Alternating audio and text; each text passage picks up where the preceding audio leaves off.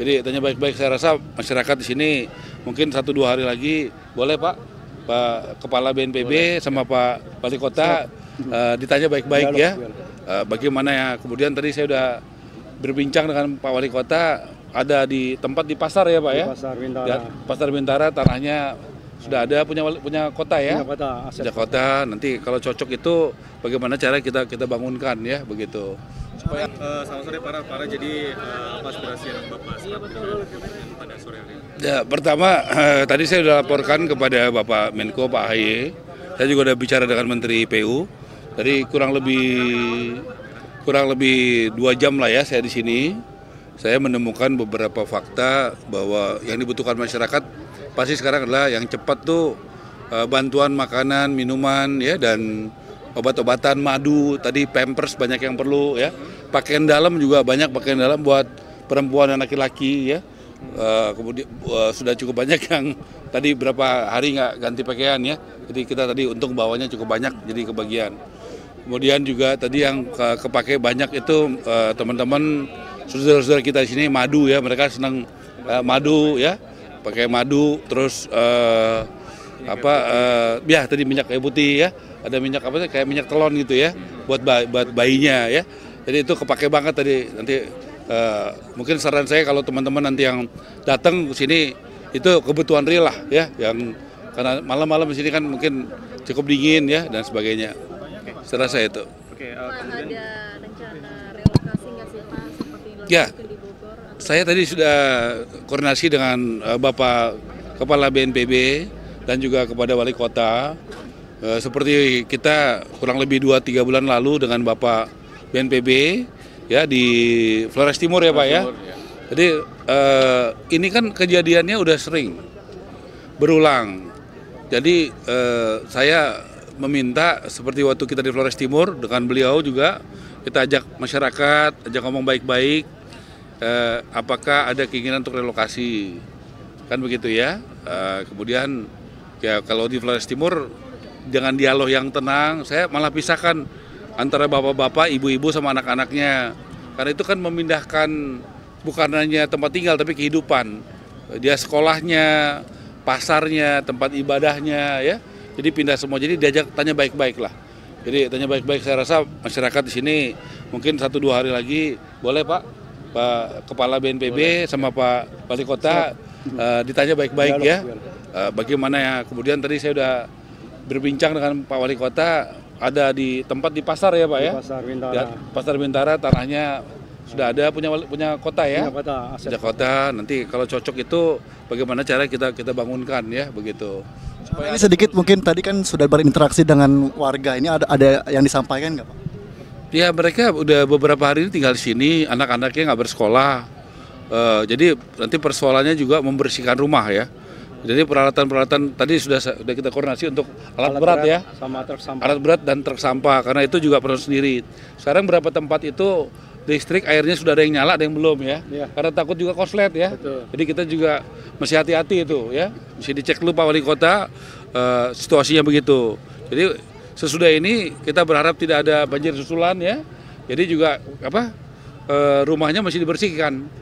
Saya pikir, tapi juga memperhatikan listriknya sama airnya yang ada lokasi, karena nggak mungkin ngebersihin tanpa air, karena itu lumpurnya tebal-tebal ya gitu. Ada opsi lain nggak sih Pak selain relokasi atau membangun? Harus menyeluruh ya, jadi kan dari utuh ya, dari Kabupaten Bogor, ada di sininya kan hulu di sini kan, Kota Bekasi. Jadi tadi sudah saya sampaikan kepada Pak AHY juga, Pak Dodi, kalau boleh diundang juga Gubernur ya, Wali Kota di Jawa Barat, Bupati. Kemudian dipelajari, karena ini masalah kan sudah berulang ya, jadi kalau boleh tadi bagus tuh pertanyaannya, penyelesaian secara sistem ya, secara utuh, jadi dari hulu ke hilir gitu. Jadi kita jangan terus-terus ya hanya menyelesaikan di hilirnya, kalau perlu di hulunya ini akar masalahnya harus diselesaikan. Tapi ya sekarang saya pikir ya semua bagus lah, BNPB selalu paling duluan nih, beliau ini selalu paling cepat dan sudah pengalaman. Ya kami juga siap nanti kalau dibutuhkan untuk menyiapkan relokasi ya Pak ya. Siap. Kami punya standar kok untuk seperti itu ya. Pak Ara, salah satu sisi lainnya Anda kan banjir ini membawa banyak sampah. Nah ini kan juga kehidupan masyarakat yang mungkin lebih harus diedukasi tentang pengelolaan sampah. Kenapa biar tidak menyebabkan banjir? Ya, saya rasa memang PR kita banyak ya sebagai pemerintah mengedukasi soal bagaimana sampah juga sudah mulai dipisahkan, ya mulai menurut saya di kompleks-kompleks, di sekolah, di pasar, di rumah tangga. Saya pikir juga kami nanti ke depan, saya sebagai Menteri Perumahan dan Kawasan Pemukiman, pasti kita membuat peraturan-peraturan dan kemudian tindak lanjutnya ya, sampah itu siapa yang ngumpulin, kemudian diproses di mana. Jadi itu tidak buang sembarangan gitu Pak ya. Ya kita juga pikirkan juga mungkin dengan kondisi-kondisi yang seperti ini ya harus lebih edukasi, juga mungkin juga ada dalam tanda kutip peringatan ya bagi yang melanggar aturan itu, karena bisa merugikan banyak orang ya gitu. Saya pikir edukasi penting, sosialisasi penting, tapi juga pada waktunya kita harus juga lebih tegas lah gitu ya untuk menegakkan aturan gitu. Para untuk titik-titik rawan banjir nantinya dari PKP sendiri akan lebih memperketat memberikan IMB untuk yang titik-titik rawan banjir atau seperti apa? Gini, kalau IMB itu sekarang namanya bukan IMB lagi, PBG. Jadi kementerian kami itu biasanya kan teman-teman taunya investor diberikan karpet merah, betul kan ya? Kalau kami Presiden Prabowo memerintahkan saya sebagai Menteri PKP, Perumahan dan Kawasan Pemukiman, memberikan rakyat karpet merah dalam soal perumahan. Nah, apa buktinya? Satu, tadi PBG. PBG itu persetujuan bangunan gedung. Dulu tuh MB. Dulu itu bayar, sekarang gratis. Tetapi buat MBR, yaitu masyarakat berpenghasilan rendah. Kalau yang menengah atas tetap harus bayar. Nah, yang kedua, BPHTB itu dulu 5%. Sekarang gratis.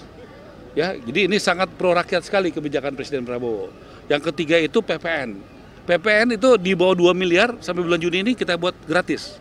Nah, ini sangat penting sekali saya sampaikan, tolong sampaikan kepada masyarakat untuk mengadministrasikan rumahnya.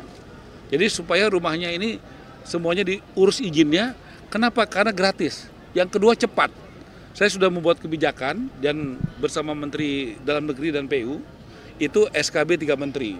Kalau di kota udah jalan belum? Ya, udah jalan. Udah. Nah, jadi PBG PBG udah gratis. Udah gratis. Buat MBR ya. MBR, ya. Nah, prosesnya bisa berapa lama, Pak? Kalau ininya kan 14 hari masa paling lambat untuk proses. Jadi sebelumnya 45 hari, Iya. saya mengeluarkan kebijakan jadi 10 hari. Iya. Tetapi yang luar biasa di beberapa daerah, contoh di Sumedang, di Subang, ya, itu bisa sekitar 1 jam. Yang luar biasa itu di Bali, di Buleleng, di Badung, sama di Gianyar, itu bisa 14 menit dan 17 menit. Nah kemarin saya kan groundbreaking sama Kapolri di Kerawang. Jadi bicara dengan di Pontianak. Yang hebatnya di Pontianak itu mengurus izin rumah, yaitu PBG, sekarang bisa 10 menit. Nah jadi saya rasa ini kita sudah melakukan suatu lompatan besar dalam pelayanan publik di bidang perumahan. Kenapa? PBG-nya gratis, PPN-nya di bawah 2 miliar gratis, BPHTB-nya gratis, dan cepat. Jadi ngurusnya itu bahkan 10 menit di Pontianak, di Subang, di Sumedang nggak sampai 1 jam, kan begitu ya. Dan di beberapa kota lagi, jadi kita doronglah, mari kita berlomba-lomba berbuat hal baik bagi rakyat, dengan cara ya rakyat ini dipermudah. Dari 45 hari, jadi 10 hari, jadi 1 jam, bahkan ada yang 10 menit. Kemudian buat rakyat kecil ada yang bisa kita kasih gratis, seperti tadi ya, saya diperintahkan Presiden Prabowo untuk berikan karpet merah bagi rakyat kecil. Ya itu tadi PBG gratis, BPHTB gratis, dan BPTB gratis. Tapi jadi, Pak, apakah ada pengecualian misalnya dari pemerintah untuk titik-titik misalnya yang berdekatan dengan aliran sungai, dengan peraturan yang tadi sudah memudahkan rakyat, tapi jangan sampai juga mendirikan bangunan di dekat itu bagus sekali. sungai. Contoh, kita di satu sisi ingin membuat 1 tahun ini membangun dan merenovasi 3 juta rumah. Ya, tahun ini kita itu membuat yang sudah ada dananya buat rumah subsidi 220.000 rumah tahun ini. Saya lagi berusaha untuk kreativitas pembiayaan, mudah-mudahan bisa nambah dari situ. Nah, salah satu yang mesti kita jaga adalah tidak boleh misalnya sawah, lahan produktif itu dibangun buat rumah. Jangan nanti kita menyelesaikan satu masalah, orang jadi punya rumah, tapi lahannya malah jadi berkurang. Jadi tidak boleh menggunakan lahan-lahan persawahan untuk perumahan. Nah tentu yang tadi di bantaran kali, itu kan mesti halus jalur hijau, itu harus makin ditegaskan. Memang ini tantangan buat Pemda-Pemda karena sudah banyak yang telanjur. Ya, Sudah banyak telanjur, udah ada yang bahkan puluhan tahun di situ. Ya, jadi saya rasa itu ya. Yang belum. Hah? Ini lagi bagi sembako nih. Barisan ini. Enggak ada di sini, nggak ada barisan, di sini nggak ada barisan. Di sini keluar ya. Pakaian dalam dong, Pak. Ya. Ayo Pak.